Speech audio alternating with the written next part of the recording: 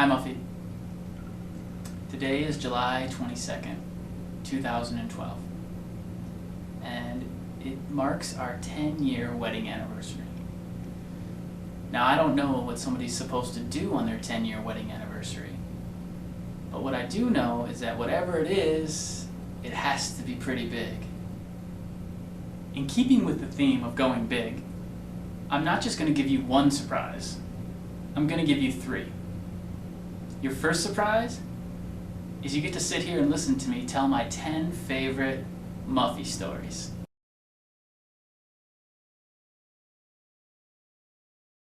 Here we go. The date was December 15th, 1997. I was a junior at Coon Rapids High School and you were a freshman. It was exactly 2:44 p.m. and I was in a dead sprint from the locker room to the wrestling room. Practice started at exactly 2:45 and I didn't want to be late. As I was rounding the last corner heading towards the wrestling room, I ran straight into you. You were holding 2 books and a bunch of papers. When we collided, you fell to the ground and your books and papers scattered everywhere. In my still frantic rush, saying a single word, "Sorry," I quickly gathered all your books and all your papers and extended my hand to yours to pull you to your feet. Your hair was a mess. It was in your face. I instinctively swept your hair across your face and tucked it behind your ear. This was the very first moment that we ever stood face to face. We didn't say a word. I was stunned by your beauty, and you were probably shaken up from being ran over. I knew that something big had just happened. I just had no idea how big it was. A few moments later, I gave you a cute smile and continued on my way. And that's the story of how we first met.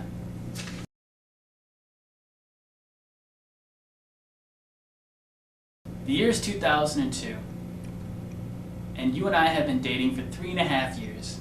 Due to me joining the Navy, we've been doing the long distance thing for 2 years.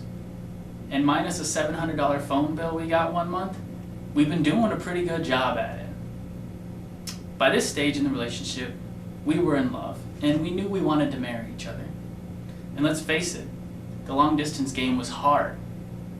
So we talked about it and we decided to elope. And that's what we did.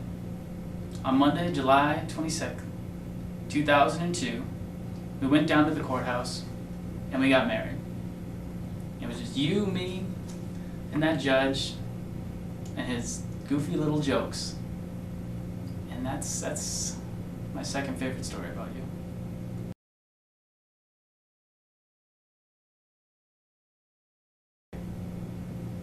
So in June of 2003, I just returned home from my first deployment. Up until that point, you and I had never lived together.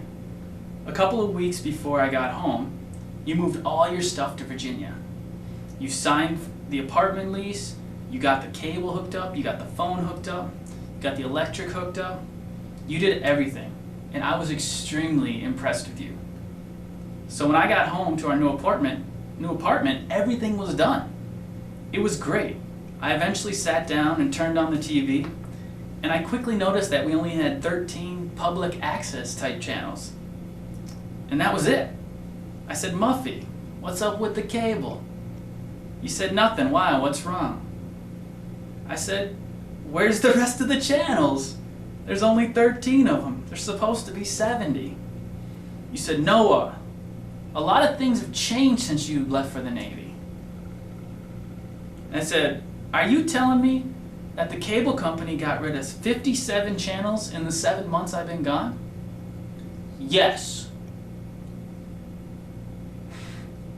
Me, not quite being sold on your theory, I went to the TV and hit the scan for more channels button. When the scan was complete, we had all 70 channels.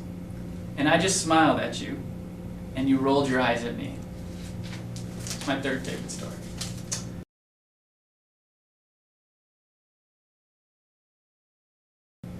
A few months later, after we moved into the apartment, Rob, Grant, Tim, and myself were practicing our ninja skills in the apartment. Tim was throwing Chinese stars at the wall. Rob and Grant were sparring with their kendo sticks, and I was practicing my somersault into ninja slash with my sword. For some reason, you thought this was an ideal time for me to hold your wedding ring while you washed your hands.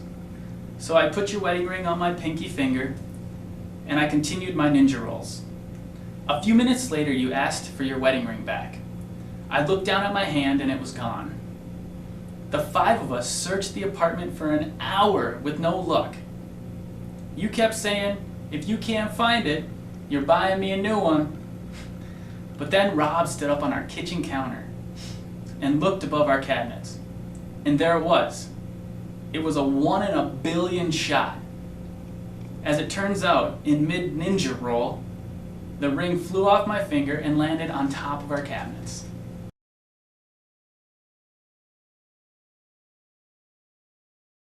There's a classic guitar riff that when you hear it, you know something is about to happen.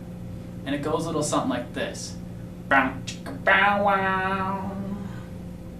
Well, anyway, one day you heard this funny joke and you wanted to come home and tell everybody. So when I got home, you told me the joke. And then when Grant got home, you told him the joke. And then when Tim came over, you told him the joke. You said, "Hey Tim, you want to hear my new joke?" Tim said, "Yes, I do." You said, "What are the 2 sexiest animals on the farm?" Tim says, "I don't know, what?" And simultaneously, you and I both go, "Brown chicken, brown cow." Tim looks at us for a second and says, "Do you guys only have one porn in Minnesota?"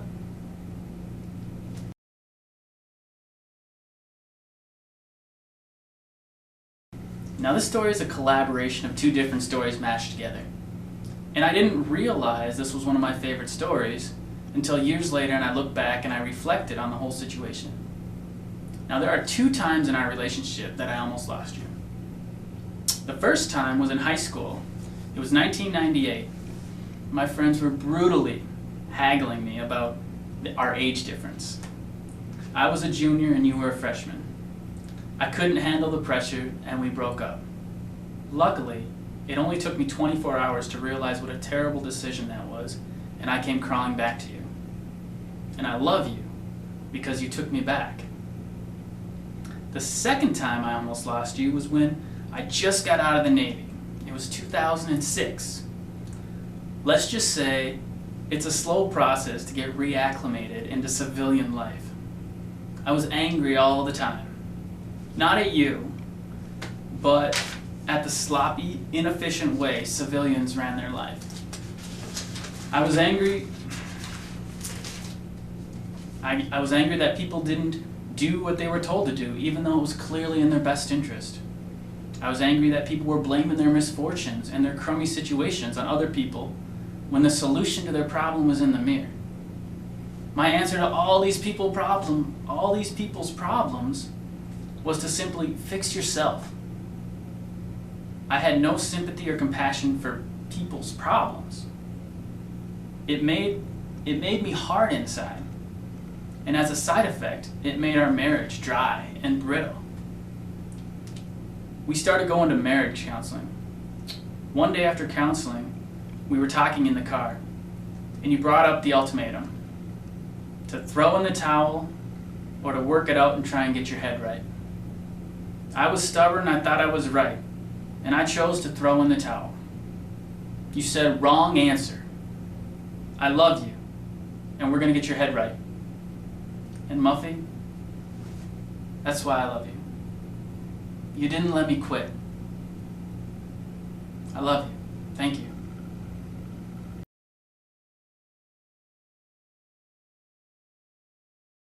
I coach high school wrestling. It's the greatest job in the world. And every day after practice, I bring home a sopping wet rag of a t-shirt. My routine when I come in the house is to sit in one of the kitchen chairs, set my sweat-soaked t-shirt on the table, and then take my shoes off. And then you give me a mini lecture about my disgusting shirt on the kitchen table. And when I'm done taking my shoes off, I throw my shirt down the laundry chute. One day I came home, sat down, set my shirt on the table, and started taking off my shoes. You said to me, "Why are there 2 sweaty shirts on the kitchen table?" I looked up and sure enough, there was 2 sweaty shirts on the kitchen table. I looked at you and I said, "Did you forget to bring the other one downstairs yesterday?" Yeah, I barely survived that one.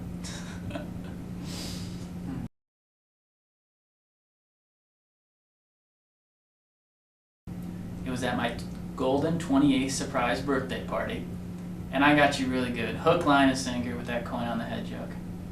And instead of me talking about it, I'm just going to show it to you again.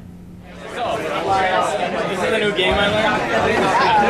I'm like, basically what you do, if you lick the back of the head, you push it right here in your head like this. Okay? Something like this. And then you hit stuff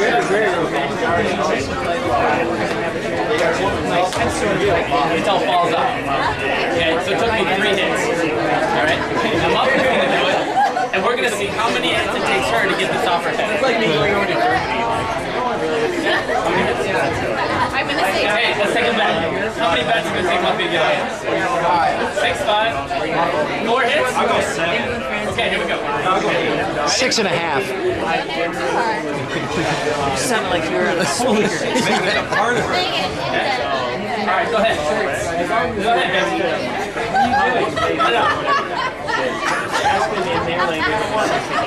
What are you doing? Come on. 3? Oh, is that what you do? 5. You can probably speak Spanish.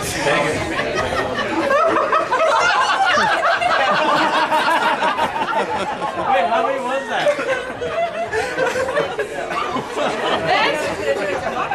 Oh, 6 and a half. We did this at home, and he's like crying at home, and I was like, "What is your problem?" And he's like, "This is hilarious." One more time. 3? Oh, is that what you do? 5. You can probably speak Spanish.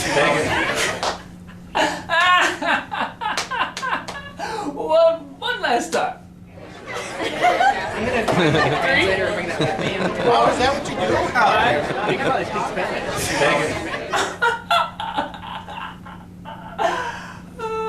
So that's I love that joke. That story is great. That story is great.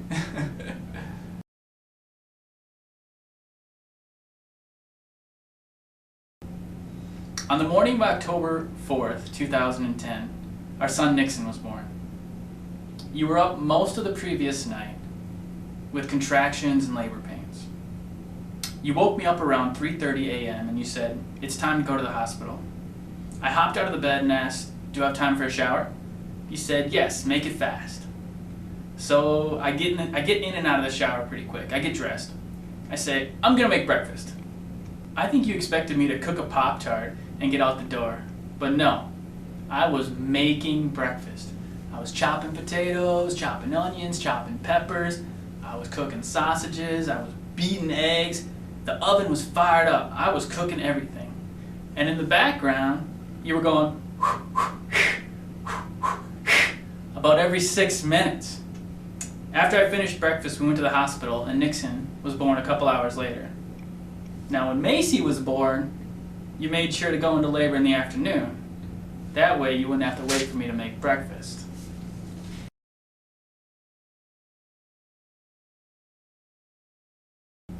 It was February of 2012. I just donated half my liver to my aunt. And me being a healthy 29-year-old man, I expected the recovery to be relatively easy. Boy, was I wrong. I got a viral blood infection, a bacterial blood infection, I got a fungal blood infection. Everything that could go wrong, did go wrong. And you were strong through the whole thing. You were 4 months pregnant with Macy at the time. You had to run the entire house. You had to entertain a 1.5-year-old boy. You had to go to work every day. And the first time I was in the hospital for 19 days. And you spent most of those nights with me. Another huge job you had was updating that Caring Bridge website. That was a lot of work. That was a lot of work, and I know that. You're amazing. Amazing. I owe you 1,000,000 thank yous for taking care of me. And I'm going to spend the rest of my life trying to meet that quota. I love you.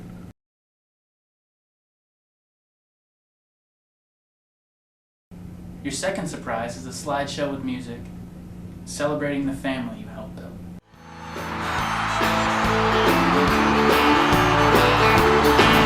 Hey, she's my lady luck and I'm her wild card man. Together we're building up a real hot hand. We live out in the country. She's my little queen of the South. Yeah, we're two of a kind, working on a full house.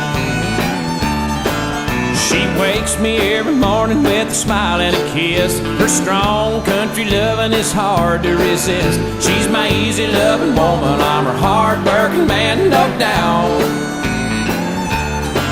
Yeah, we're two of a kind, working on a full house.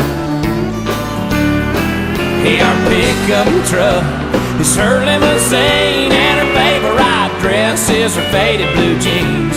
She loves me tender when the going gets tough. Sometimes we fight just so we can make up. Lord, I need that little woman like the crops need rain.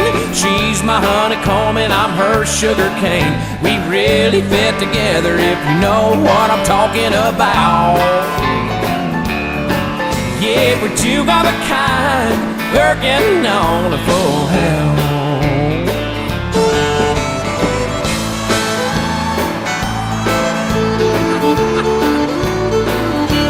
Yeah, this time I found a keeper, a bit of my mind, Lord. The perfect combination is her heart and mind.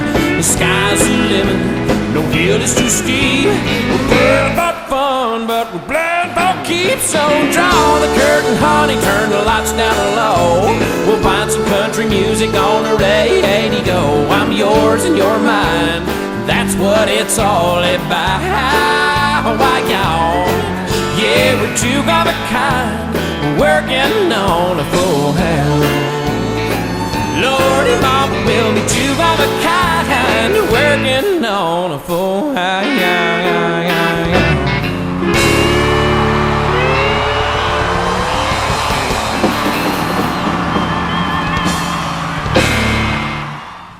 My beautiful wife, your third and final surprise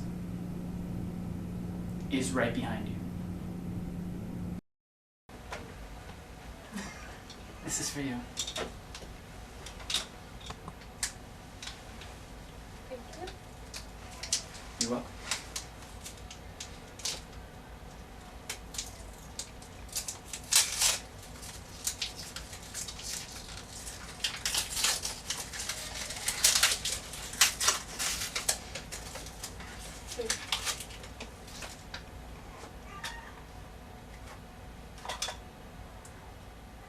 Oh, wow. It's called the Mother's Ring. It has everybody's birthstone. Me, you, Cuddy, Nixon, and Macy. And on the inside it's engraved with the words, "Our family." It's challenging to see, but it's supposed to be a right hand ring.